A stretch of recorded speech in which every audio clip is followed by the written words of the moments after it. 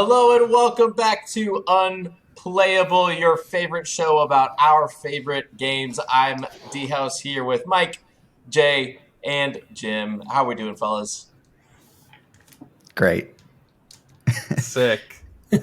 Uh, Immaculate. Great adjectives to get this thing going, guys. I'm feeling the energy. That's so great.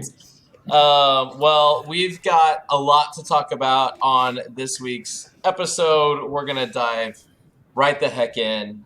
Some of you guys play Flesh and Blood, and apparently there was some news. So, who's taking it away? Yeah, I'll talk about it a little bit. You'll have to forgive me for my raspy voice if it's bad because I'm getting over a cold. But anyway, so today or this weekend was a pro tour for Flesh and Blood. We had so I'll just go over kind of like the top eight. Top eight was for the first time ever a bunch of what am I looking at here? Oh, okay, never mind. There was a bunch of Rangers in the top eight. There was five Rangers, two Dromai, and an Oldhim. The Oldhim ended up winning the Pro Tour, which gave him 200 Living Legend points, which I'm happy about because it's sooner he's gonna be gone because he's just garbage. He's the worst. Is He's he the is he he's almost the out of kind of there? yeah. So he got 200. You only need 1,000. He got Mm. 200 for the Pro Tour winning. That put him at like almost 900.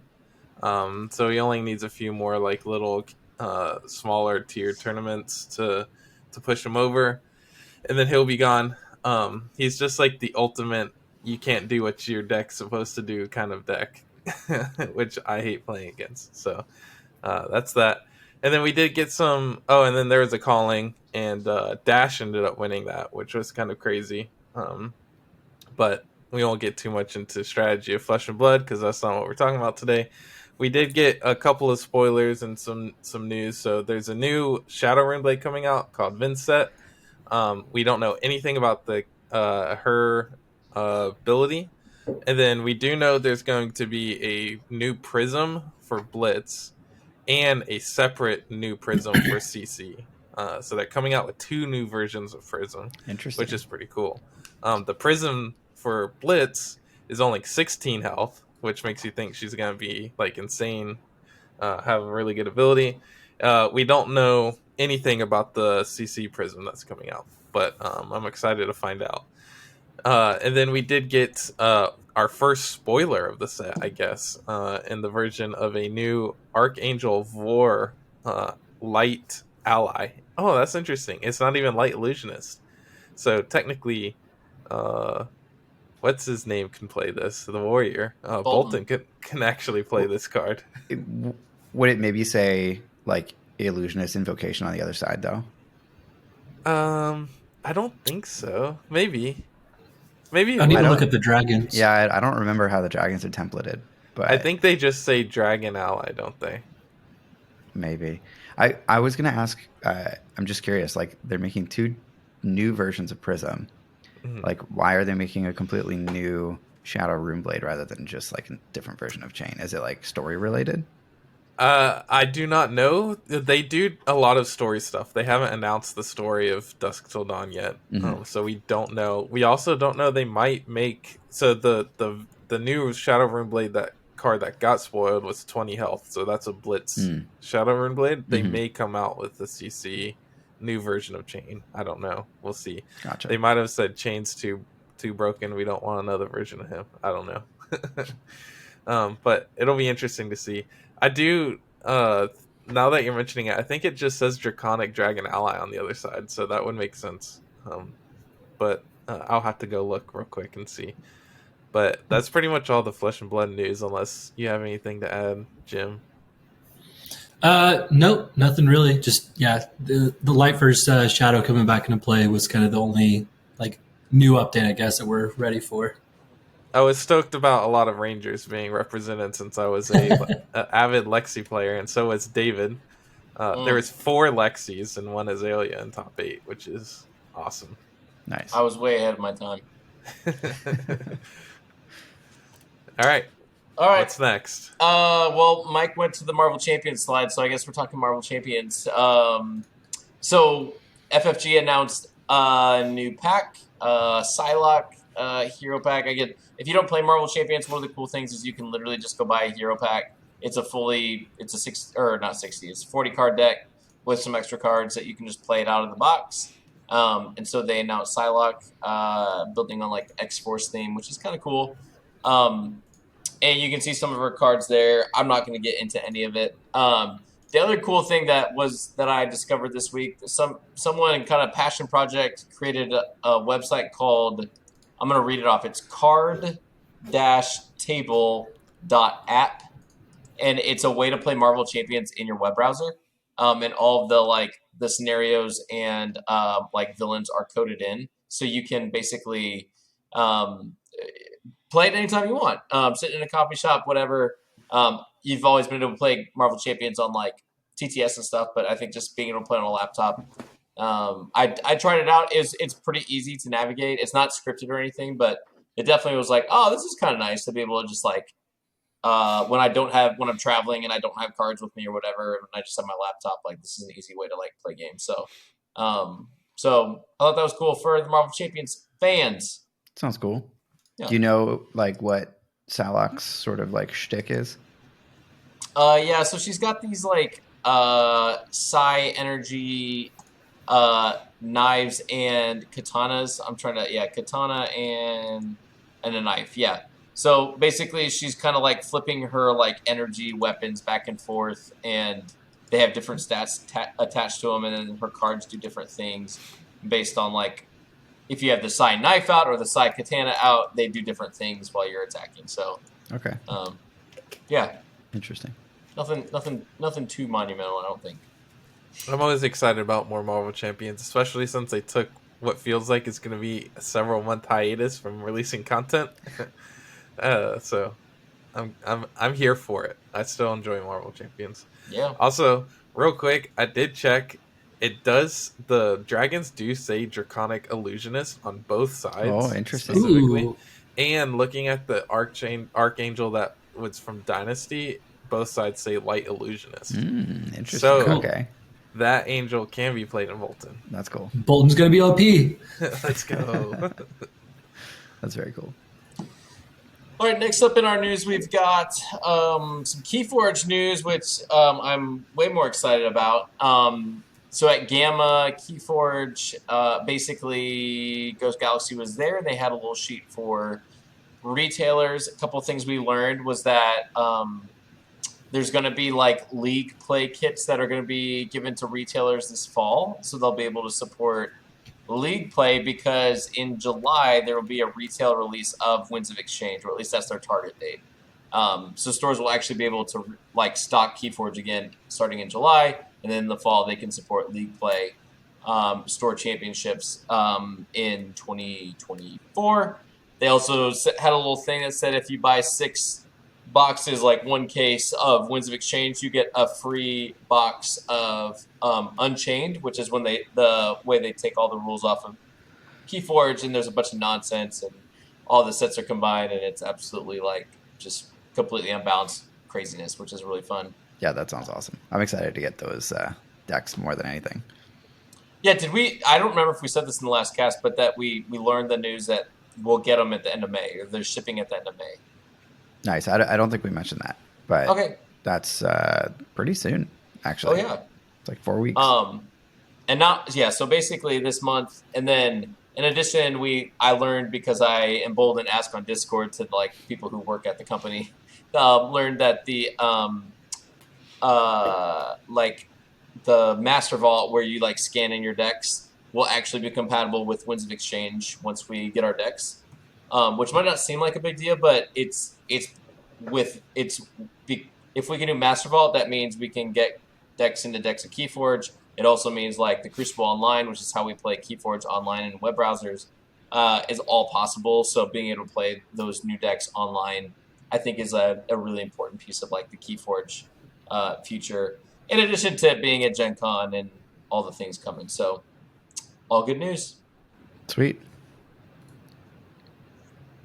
They also said that in a week they're posting the Gen Con events, so we'll Yeah, see May 7th.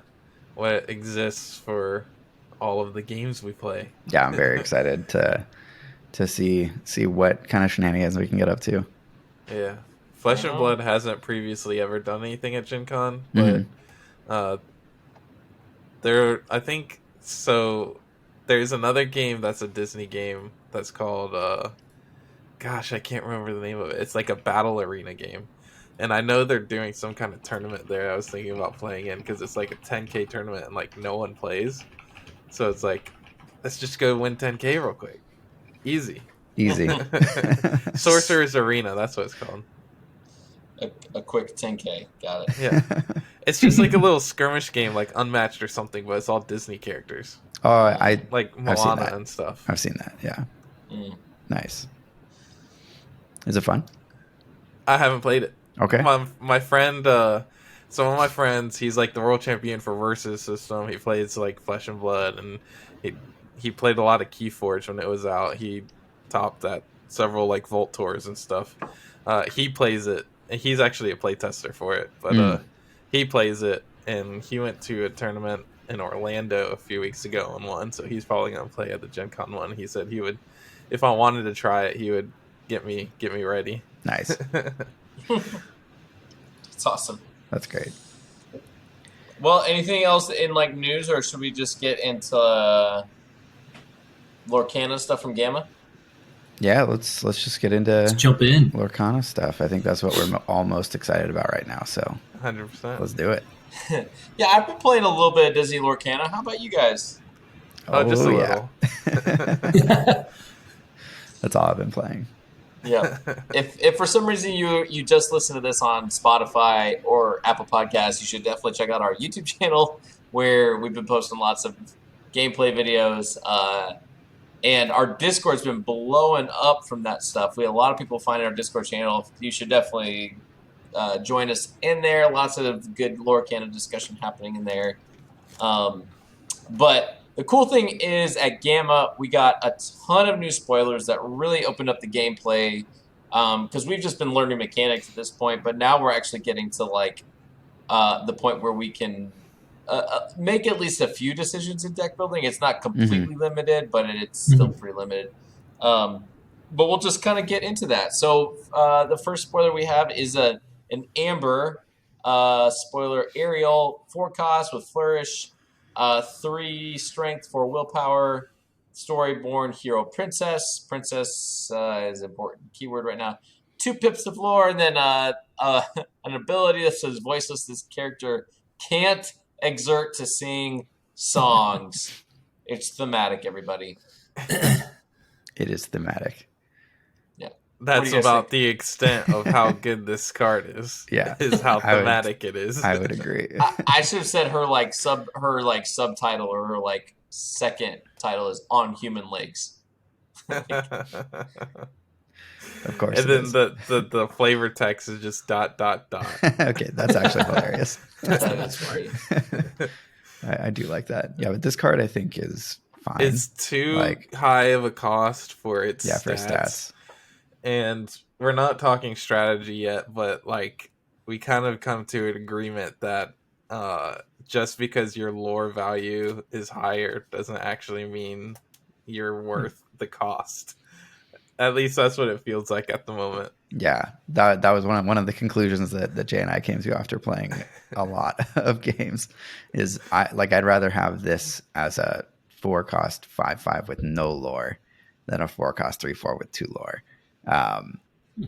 Because basically, at least right now with the cards that we have, I'm sure we'll get into strategy more later, but it feels like you win the board, you win the game.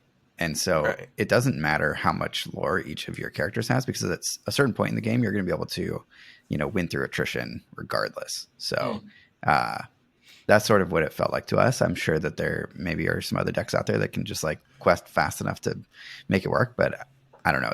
When we played like the really strong steel amethyst sort of like control-y deck was just like way like too good at stopping people from doing that. So that's where we're at. She is a princess, so like if you play Rumana, maybe she gets you a couple lore, and then you can attack with her.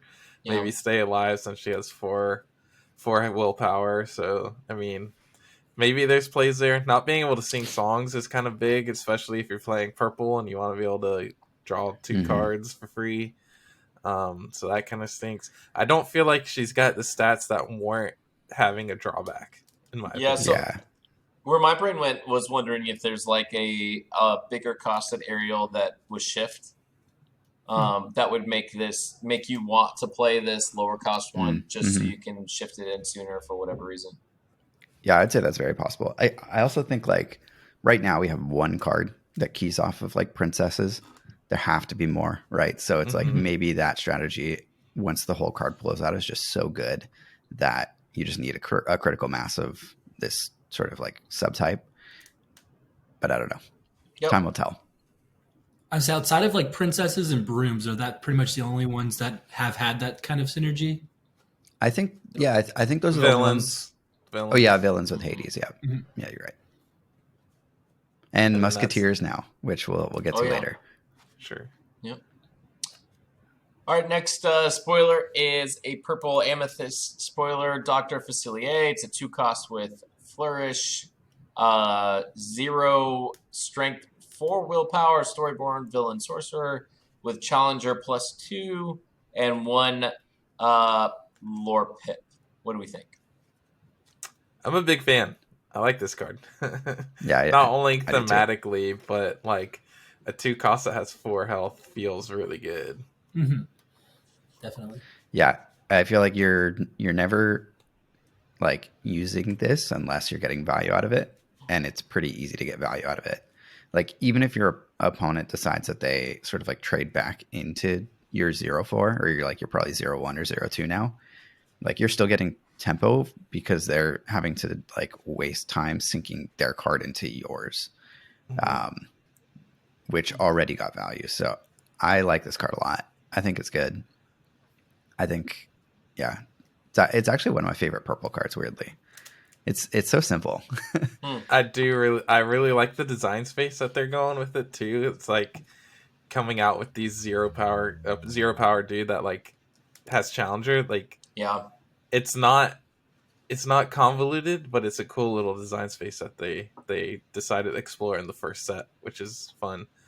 I really think this card's good, and you pair this with Guardian, or what do they call it in this game? Oh, Bodyguard. It like just gets that much better.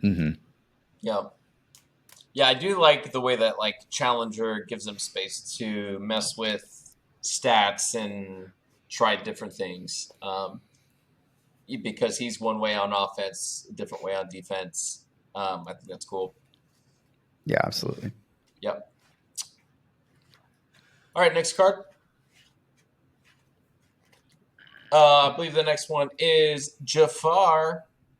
Yep. We've got 4-cost amethyst purple card with flourish, wicked sorcerer, 2 strength, 5 willpower, dreamborn villain sorcerer with challenger 3 and 1 lore pip. I should have said the rarity, but coming in a common. I really like this card at 5 willpower. I think 5 is really great, and being able to challenge at 5 feels really strong too. What do you guys think? Oh, I think this card's really good. I mean, you compare this with the one we just saw, the Little Mermaid, Ariel, at 4 cost, and she's a 3/4, right? Yeah. And this dude's a 2/5, plus he has challenger at 3. That's just way better value, even if he doesn't have one less lore pip. But I get what you're saying. Yeah, I don't know. It's just it feels so strong, especially in comparison.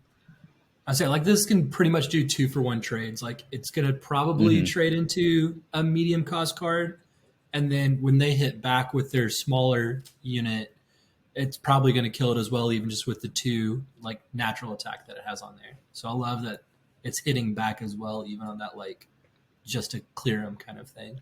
Yeah.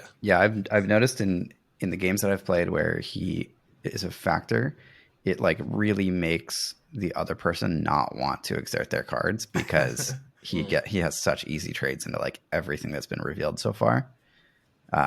Like almost like the only bad things to like trade into with him are like Cheshire Cat and like maybe like 2 other cards, but he definitely like he just eats other characters right now. And I mean, Mulan.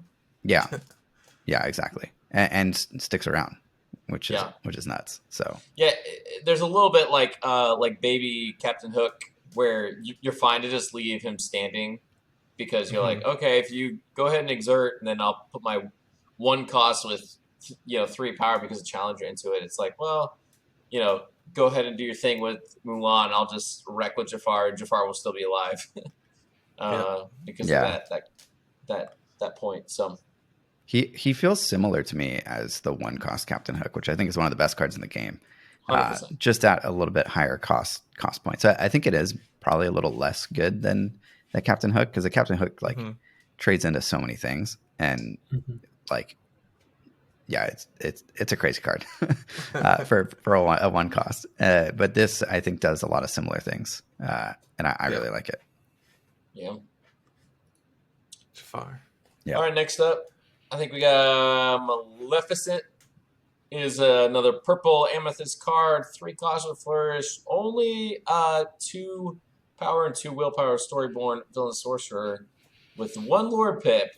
And if that's all it said, it'd be like, wait, that's not good. It's a common. But Maleficent has this nice little ability called Cast My Spell. When you play this character, you may draw a card. And dare I say it, guys, drawing cards is a good thing. It's the 3 best words in a card game. Yes. And even more so in this game. Yeah. And this is the 2nd purple Maleficent. Don't get me started on that. Sorceress. It's a good card. I don't think that it's like insane, but it lets you like a lot of turns you're flush with resources, especially towards the end. So it's like just more getting through your deck. Like if you top deck this, you can play it, draw a card, and potentially still play something else. So I mean. It's just value, I guess. I mean, nothing special about it, but being able to draw a card is always good. Yeah. It's like, I mean, it's like a free. I mean, not free because you're paying resources for it that turn you to play it, but in terms of like card advantage, it's like a free 2/2, which is like decent.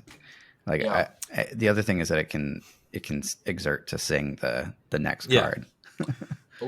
You probably should have put that card first before all of this. Yeah, that should have been the first card that we talked about.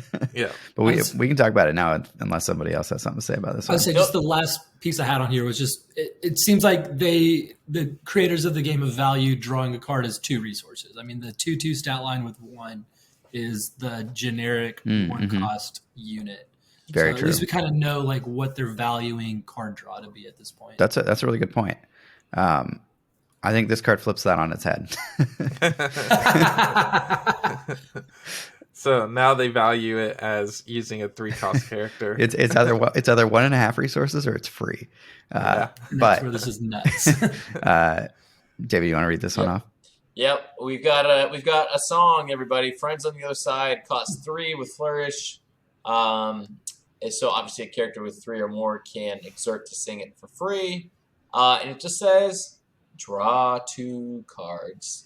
So you mentioned 3 best words in a card game. This is actually the 3 better words in a card game. That is very draw true. 2 cards. The better best. Yeah. I love this card. The second I saw it, I was like, yes. This is what I wanted to see in this game. I don't want to rely on top decking. Thank you, designers. Love it. It's a very good card. Especially when you pair it with Maleficent. You play Maleficent, draw a card, and then you can exhaust her later because she's not bringing you value anyway to play this for free and draw 2 more cards and still have your resources. The fact you can play it for free is what puts it over the edge, I think. Yeah. Because it allows you to keep your resources, draw the cards, and play those cards. Or most of the time, like Maleficent, you have to spend 3 just to draw one, and then you might not have as many resources as you would like to be able to play those cards. But this is just so good. Yep.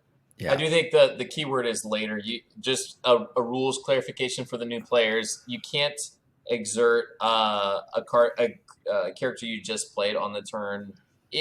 Even you can't use it for anything. Like the ink is still wet. I think is the terminology they. So you can't quest, you can't challenge, and you can't sing. Correct. Mm-hmm. Yeah. One special shout out here is it's very good with Hercules as well, because Hercules gets value just by being exerted, and I think other bodyguards are going to be the same. Oh, yeah. I'm curious to see and find out if bodyguard is going to be like steel only, or if other colors will have that keyword, because it is a keyword that I feel like I want in every deck. I'm also wondering if there's any bodyguards with no lore pips. Yeah, that could be interesting. I'm curious if they just explore that design space in general of just characters with no lore pips. I think that they'd be good. Like, I would definitely play a card in my deck if it was overstated and didn't have lore. Like, yeah, works for me. Yep, agreed. All right, what's next? All right, here's the next one. We've got the Beast is mine. Kill the beast. We've got a green card. I know, my son is happy. My son is very happy. We've got a green card, everybody. Oh yeah, great. We have more than 4 or 5. But this is an action, cost 3 with flourish. Chosen character gains in bold reckless during their next turn, and in parentheses clarification rules text. They can't quest and must challenge if able. So basically, if you've got an exerted character on your side and you've given reckless to the other side, they have to challenge that exerted character, whether they want to or not. Or if you don't do anything, then they can't quest. So this comes in at uncommon. What do we think? Mike, what you think? I think it's kind of meh. I don't know. I think we haven't seen the support yet that makes this good. So I think we have to reserve a little bit of judgment because we've only seen literally 4 or 5 green cards, but it seems like what green wants you to do is force your opponent into attacking or challenging your characters. And then not most, but a few of the green characters that we've seen so far have when this character is banished in a challenge, something bad happens to your opponent. So my thought is that's probably what's going on here. The weird thing about it is that your opponent kind of gets to decide what to challenge. So you then also have to only present exerted units that you want them to attack into, which is cool. I mean, I think that's cool strategy. Maybe this card looks better than it does now when we see more cards.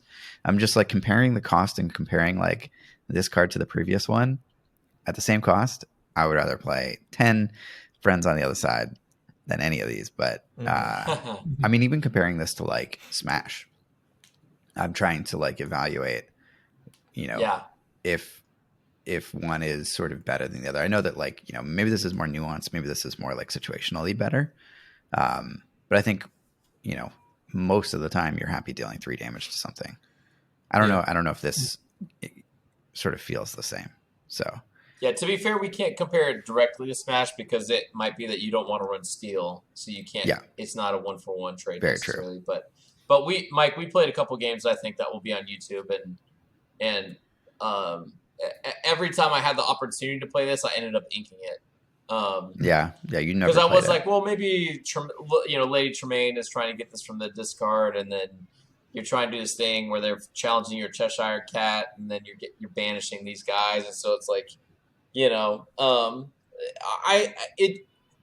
to me, I think Emerald Green is so interesting. I can't wait to see what cards they have to build around this, because it did feel a little big brained. When I was putting it together, I was where do I quest to try to force a challenge because I've played this, and so there's I don't know, they seem to be laying a foundation right now that I don't think we've seen completely yet. So I don't know. Right now, it does not feel super strong, but I mean, if you're not running steel, it might be okay. I have a hot take. I actually think it's good. Oh, let's hear it. Okay, so I think case. this works. I think this works in a like very control-y, like takes a little bit longer to build up your board style of deck. Because if I'm playing a deck that has all like 1 and 2 costs, I'm just rushing out, playing my units, questing with them, just trying to rush to 20. Eventually you get to a point where you're like 16, 17, where you're kind of just calling check every single turn of, okay, I play my character. Since you can't attack into it, it's going to sit there and then I can quest and win. Where this does allow that to kind of like you've worked the whole game to kind of take the board advantage, but now they can't call that check. It reminds me of like Miasma in KeyForge, where where you're almost showing on the board like, okay, I have my 20 lore. This card says, nope, actually that's not good enough. And it's a cheaper cost than what you typically would use to just full on banish a card. That's still going to get the same effect, especially if your deck's built that way. So I think if this card couldn't be put in the inkwell, because I only want to play this when my opponent's at 15 plus lore, if most of the time early game, this is just going to the ink, no big deal. But at the end game where I've been trying to fight for board the whole time, I finally got it. I think this one lets me get over that hump. Yeah, so I guess we didn't talk about this, but if green doesn't come with like evasive response, this could be a really good like response to evasive if you're not, if you're forcing Tigger and Daredevil Goofy and Brave Little Tailor Mickey to fight because you don't have any other answers. You don't have Let It Go. You don't have Dragon Fire. You don't have Smash from the other colors because you're running green, Emerald, Amethyst, or whatever. It could be an evasive answer for sure. I think so. I want this card to be good, and I really like the decision space that this card generates. I don't think it's great, but times that you would want to use this, right? It's very nuanced. It just requires so much setup to actually get value out of it. So I'm thinking of what situations I would want this besides keeping someone from being able to quest. Trying to exhaust a character that you don't want to exhaust yet would be a good situation. So the Mickey that has the brooms, or a Moana that you don't want to use yet, something like that. But in order for that to matter, say I exhaust 2 people on my turn and you have 3 people on the board, you can take out both of the people I exhausted, and now that character that I played this to give Reckless doesn't have anyone to attack, so they don't have to attack now. So it's there's ways to play around having to require that person to attack on their turn or challenge. Yep. So I think it requires too much setup, but if you can get in a situation where you have more characters on the board than your opponent, and you have a character that you want to have exhausted for your next turn, you can just quest with everybody, and then they're going to be forced to at least attack or challenge one person. So it's interesting. I like the decisions that revolve around playing this card, but I think it requires too much.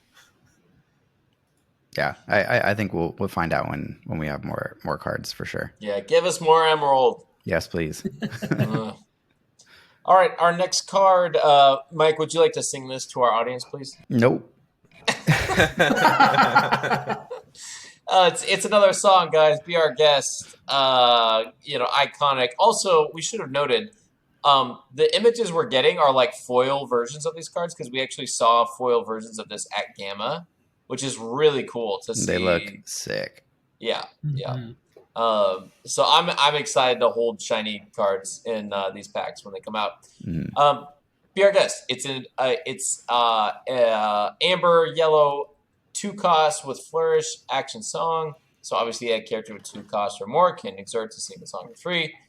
And it says, look at the top 4 cards of your deck. You may reveal a character card and put it into your hand. Put the rest on the bottom of your deck in any order, and it comes in at uncommon. I'm a little conflicted on this card. What do you guys think? I really like this one. I think it's really good. We've seen 3 characters so far in yellow that are like very combo-y between like Stitch, Moana, and Hades. And like, what more do you want in your combo deck than a way to find your combo pieces? And this does the job, decently at least.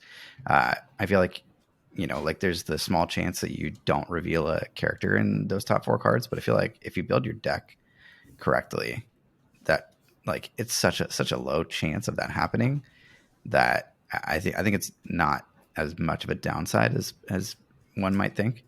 But again, it says draw a card, and draw a card is good. Well, it's more with selection. It's more replace a card. Yeah. Right. Well, it's sort of similar to the 1-cost blue one, the develop your brain or whatever, which it's just look at the top 2, pick one, and draw that one. So you are paying 1 more for that effect, but you get more selection basically. So or you play it for free. Right. The fact that it's a song.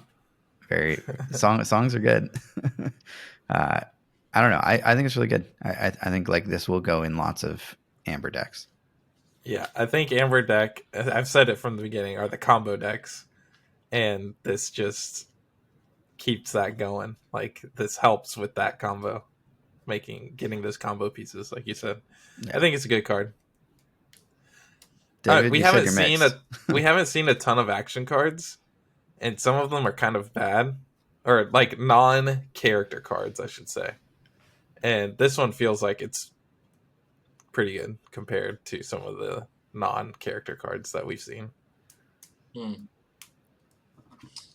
What's your hesitation, David? So I'm having like Pokemon flashbacks from when I played in middle school, where you'd play these cards like Great Ball, and it was like look at the top 7 and grab a Pokemon from the top 7. But you have energy in your deck in that game. Fair. But it always just seemed like, okay, yes, it could get to your combo pieces, or you could just you could have just paid 2 or exerted a guy just to get another 1-cost stitch, for your combo that you already had 2 stitches, and like, so I do think overall, I think it's probably going to be good. It's probably going to be okay.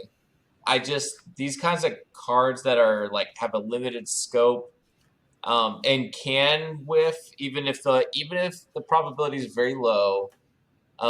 I don't immediately jump at, but I do think this is just my devil's advocate side. I think if I were to build an amber yellow deck right now, I would include this. But I do think you would really need to be thinking about how you're gonna take advantage of this card in order to make it sing. No pun intended. The pun was there. Last card, guys. We got Mickey Mouse. We finally have our full collection. Thanos has collected all of his Lorcana Mickey Mouses. We've got Steel Mickey coming in at 6 cost with Flourish, 2 Strength, 7 Willpower, Dreamborn, Hero, Musketeer with 2 Lore Pips, and Bodyguard. Hello. Bodyguard, again, if you're new, this character may enter play exerted, and an opposing character who challenges one of your characters must choose one with Bodyguard. If able, has an ability called All for One. Says your other Musketeer characters get +1 Strength. And that symbol is rare, right? Super rare. No, yes, rare. Yeah, you're right. Yeah, I always get them confused. They're not going to stick until symbols. I start opening packs. Yeah. My one remark about this card is that the cold foil version of this just looks fire. Yeah, it looks really sick. Yeah, it does. I think this is a good card.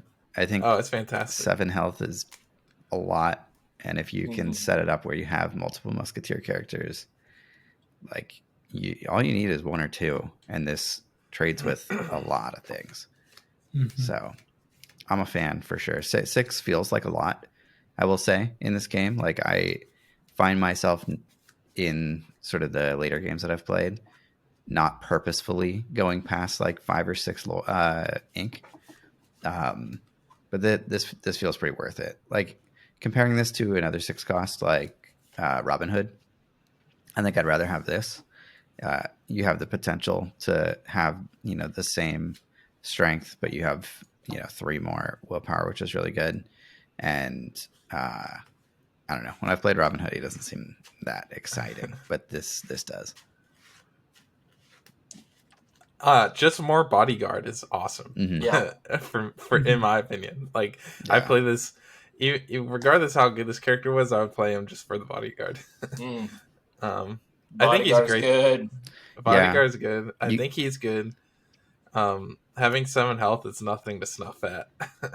Yeah, you can hide your like lore sort of like gaining cards behind this, and your opponent probably has to sink multiple of their cards into this while you're just gaining lore in the meantime. So I think it's pretty good.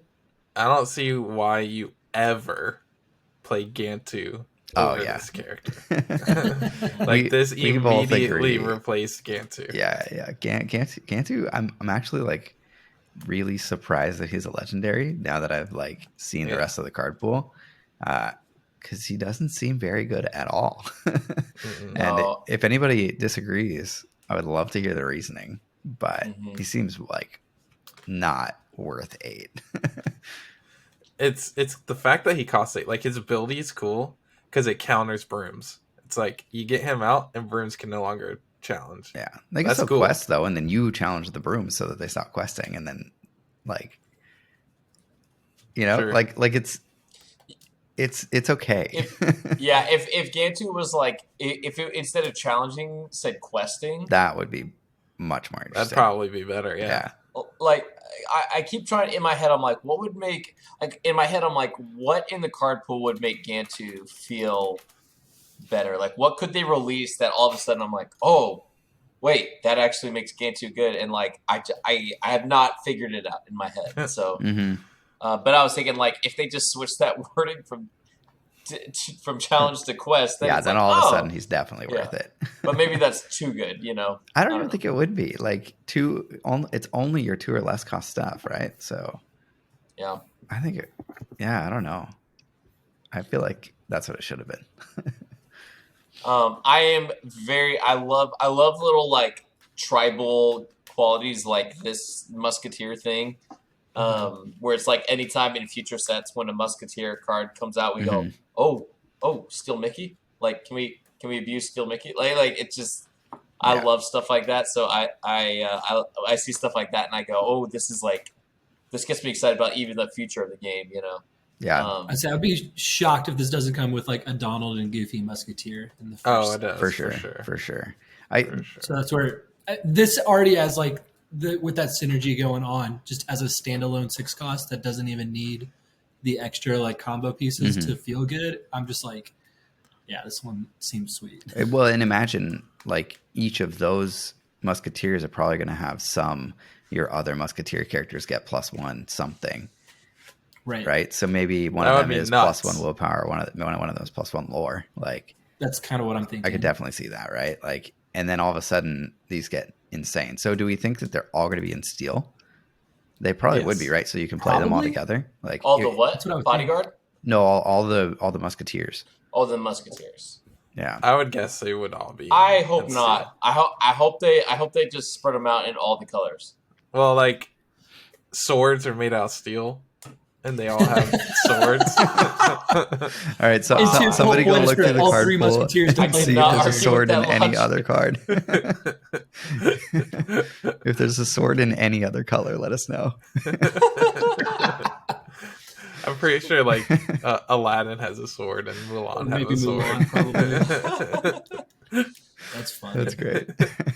The bummer, David, if they split the musketeers up, is that you couldn't play all 3 of them in the same deck if all 3 are in different colors. Oh, true. And then it's not the 3 musketeers. That's a good point. That's a good point. Well, they can have the 2 of them in one other color. That's true. But then it like forces you into like a deck archetype. You could get into like some card design where it like ignore the color cost for this thing or that's something true. like that. But then this Mickey would probably have that. Yeah, true. As well. Yeah. I think they're all in steel. I think I've just convinced myself that they're all going to be in steel. I think they're all in steel simply because they're all using swords. Imagine one does give it +1 willpower. Like Mickey has a bodyguard with 7 already. Like holy moly, he's insane. That sounds without nuts. the all for one ability, he's good. Yeah, There's just more to it, you know. Like I think he's great. Icing on the cake for sure. Is he the best? Should we rank the Mickeys? Oh, for sure, dude. Is he the best? We should do a Mickey tier list. Mickey tier list. There's Tier a YouTube list. video for you. People love the tier We should list. post it as a YouTube short or something like that.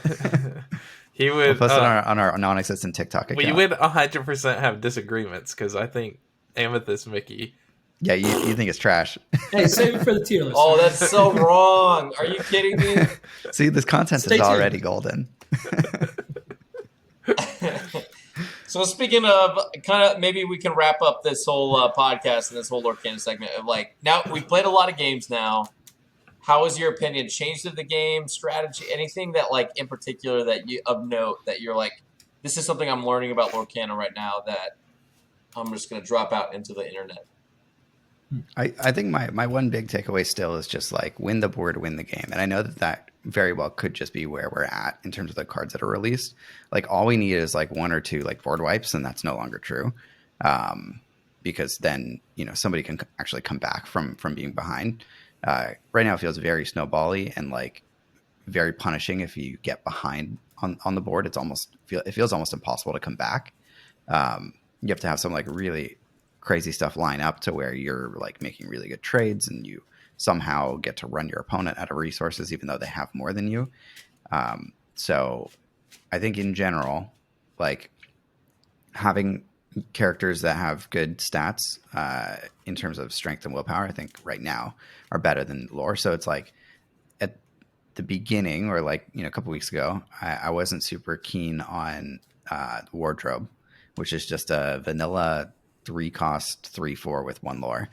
But now I'll put that in all of my Amethyst decks because like just the 3-cost 3 strength 4 willpower is just like it lines up so good against some of the other stuff in that cost range that like I'm prioritizing that over any ability or lore basically.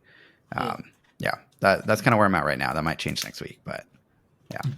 I'll say my opinion has definitely gone up since more cards have came out. Mm-hmm. At least playing purple specifically, because it doesn't like our games haven't been going to top deck mode as quickly as they were before, which is always a positive in my opinion.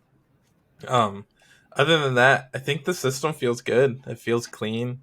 I've been enjoying it a lot.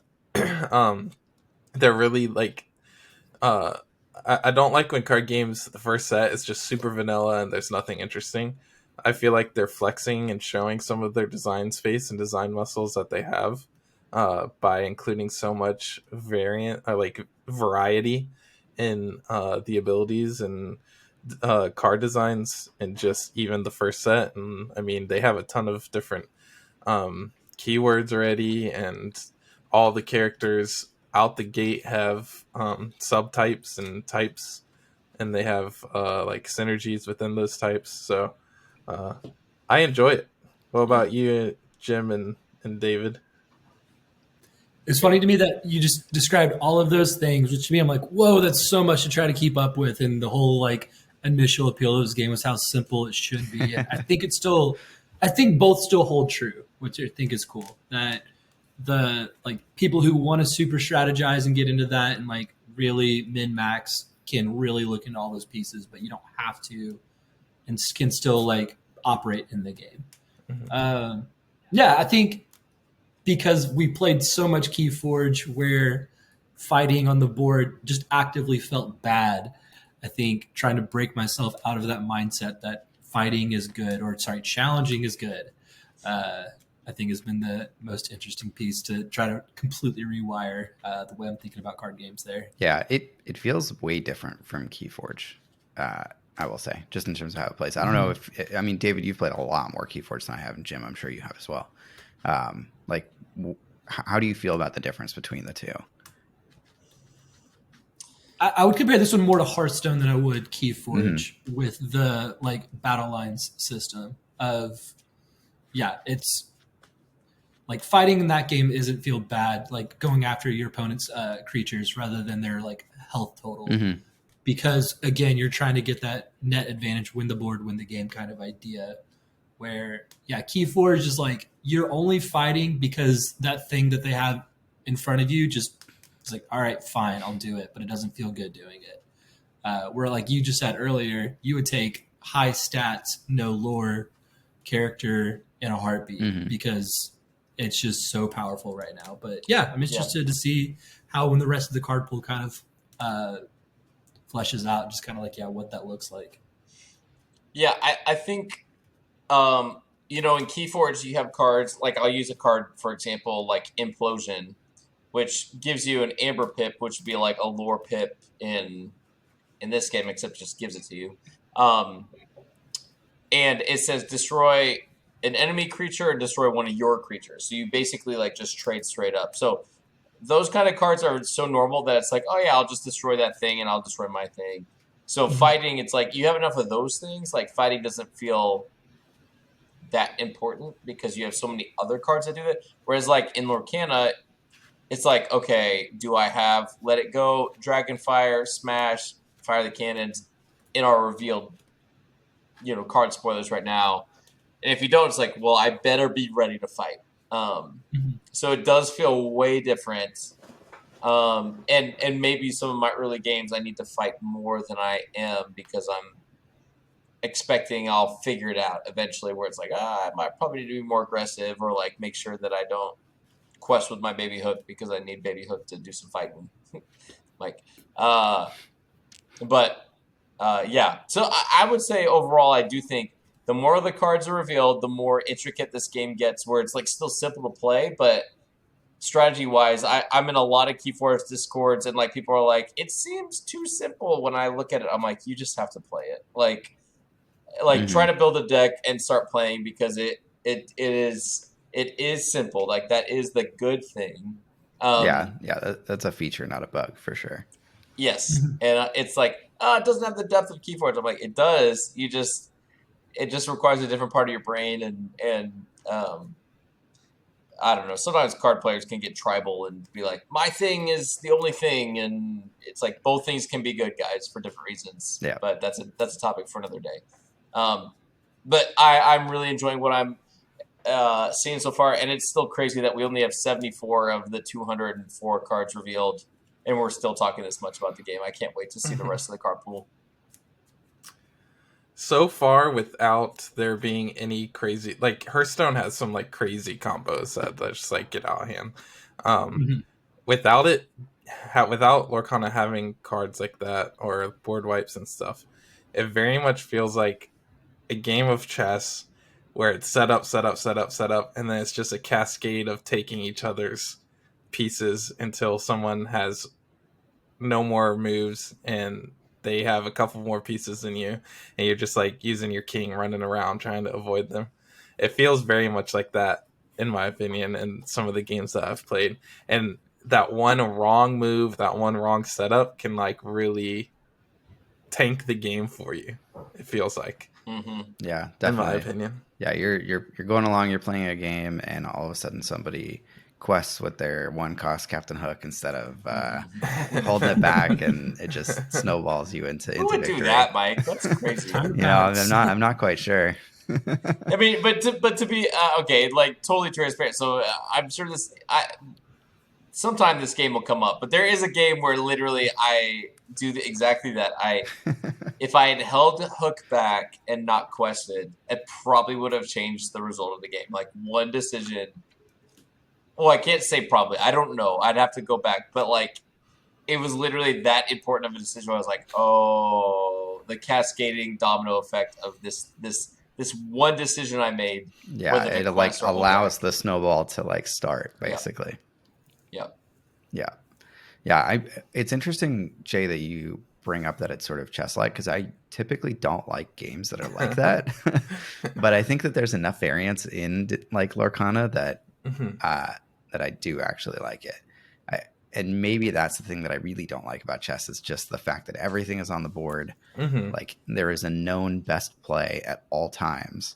Right. Like that to me is like a little boring. I mean, I don't know the best play, right? Like I'm definitely a terrible chess player, but like just the fact that you can know what the best play is just by looking at like a board state makes it less interesting to me than something where like the resources that you're given to play the game with require you to like adapt to different situations and circumstances. Like to me, that's what makes a game fun and interesting. So I think Lorcana is like a good blend of those two sort of like styles of game design, I guess. I've been liking it more and more for sure. I don't think you dislike chess-like games. You just don't like chess. I think that might be right.